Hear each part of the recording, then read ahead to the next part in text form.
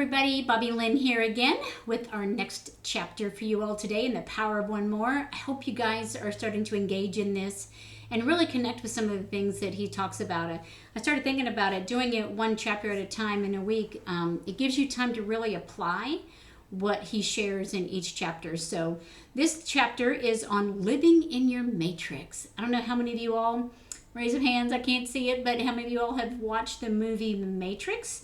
And Keanu Reeves' character Neo, it's kind of based on that. He is able to slow down time to bring down the matrix, right? He's a hacker, and he's believed to be the one that is able to do this. Because there's only one person and one hacker who's capable of actually doing this, and they believe him to be the one. So if you've watched the movie, you'll understand this analogy. And if you haven't, well, then you might want to go out and watch it because it's part of your own life. But we all have a matrix, and it's called our RAS, our reticular activating system.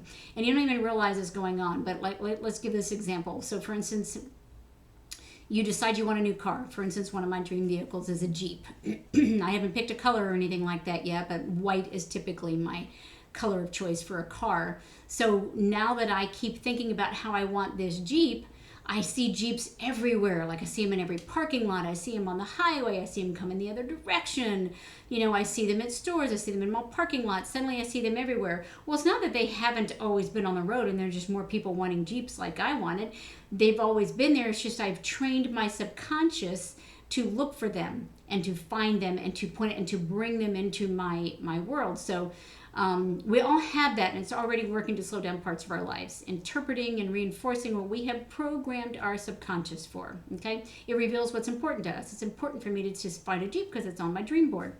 A particular, anyway, we've talked a little bit about that. So we can program what we want, repeated visualization and thoughts. If we just repeatedly visualize these and think about these things, then it can come to us. So we teach our RAS what to look for, listen for, and provide for us, right? So what we obsess over. One More thinkers learn to work in concert with that matrix or their RAS, right? So when you slow down your physical and mental being, you create space that allows your senses and brain to reset. So you see things differently, right? Things that were there all along, you just needed to change certain variables for them to show up. In the movie, Morpheus asked Neo to choose between fate and free will. Right? And he did this with a particular color pill. Free will is combining thinking and action to move you closer to your goals and your standards.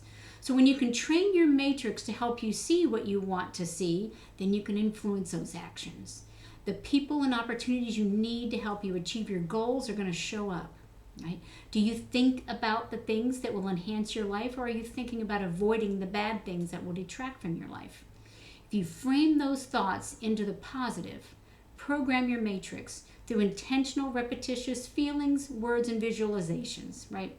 When you be overly persistent with what you want, success will happen, whatever that success looks like for you.